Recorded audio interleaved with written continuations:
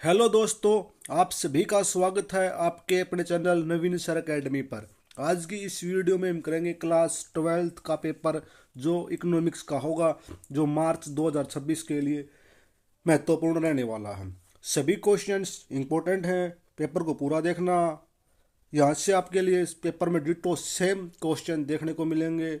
और वीडियो को लाइक करना, शेयर करना और कमेंट करना मत भूलना। अब चलते हैं पहले क्वेश्चन की तरफ। पहला क्वेश्चन हमारा क्या रहने वाला है? तो पहला क्वेश्चन यहाँ पर यह है, उत्पादन संभावना वक्र का ढाल होता है। क्या पूछा गया है? उत्पादन संभावना वक्र का ढाल होता है। तो ये होगा मूल बिंदु ओ की ओर उन्नोत्तर। क्या होगा? मूल बिंदु ओ की तरफ जाएगा ये, ठीक, उन्नोत्तर की तरफ यानी ऊपर की तरफ जाने वाला है। ये पहला ही क्वेश्चन का इसका राइट आंसर होगा। अब बात करते हैं क्वेश्चन नंबर 2। साधन क्या होते हैं?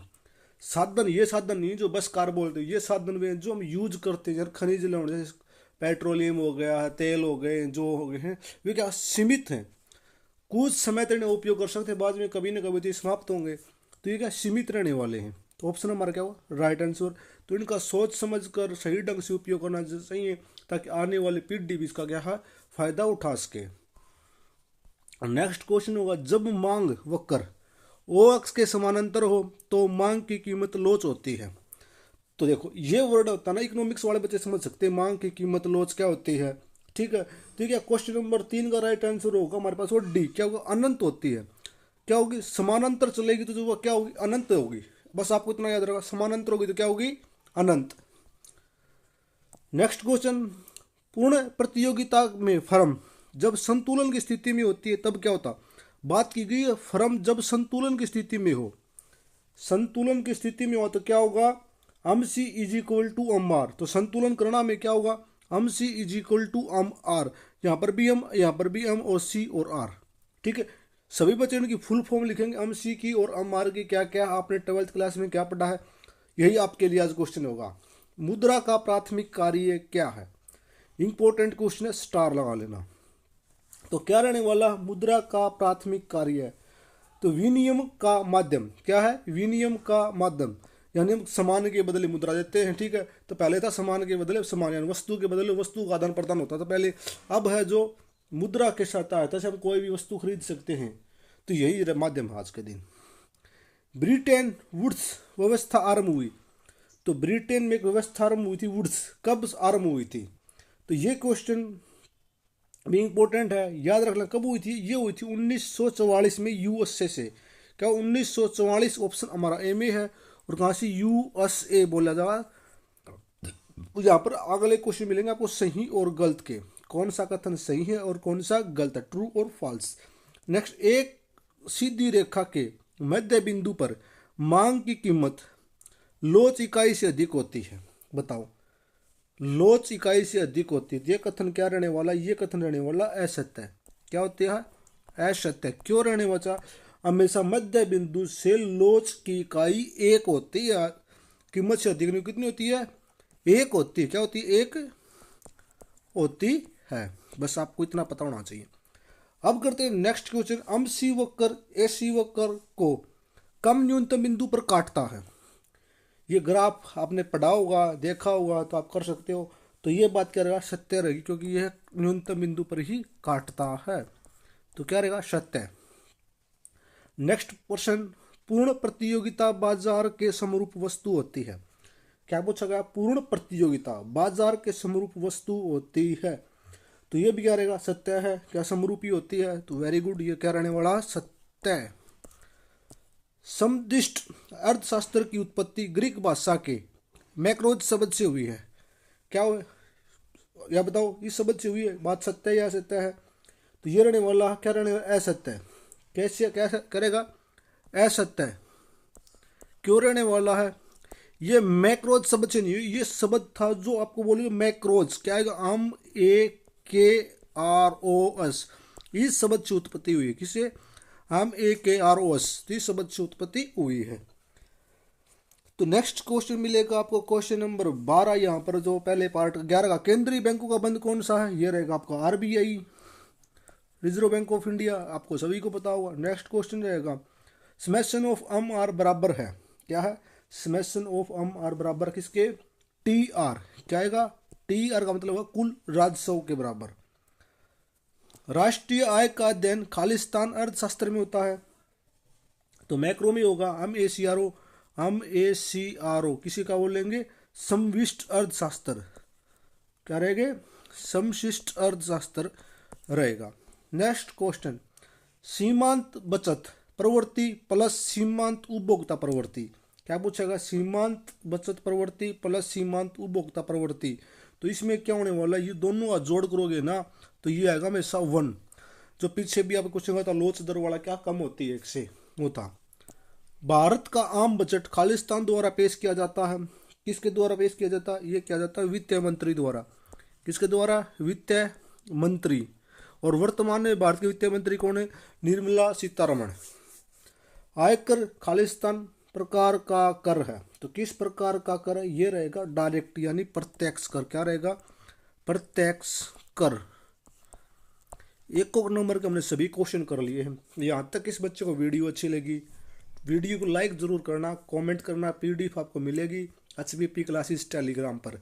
वो चैनल कुछ दिन से यूट्यूब द्वारा प्रॉब्लम क्रिएट कर दी गई, बंद है। यहाँ पर आपकी क्लासेस चली हुई हैं। अब करते हैं नेक्स्ट क्वेश्चन, अर्थशास्त्र की भौतिक कल्याण संबंधी परिभाषा क्या रहने वाली है। तो क्या रहने वाली है, जो मार्शल के अनुसार अर्थशास्त्र मनुष्य की भौतिक कल्पनाओं का अध्ययन है। क्या है, मार्शल के अनुसार क्या है, अर्थशास्त्र मनुष्य की भौतिक कल्पनाओं का अध्ययन है। यही क्या अर्थशास्त्र की भौतिक कल्पना संबंधी परिभाषा रहने वाली है। 2 नंबर का क्वेश्चन, तटस्थता वक्र से क्या अभिप्राय है।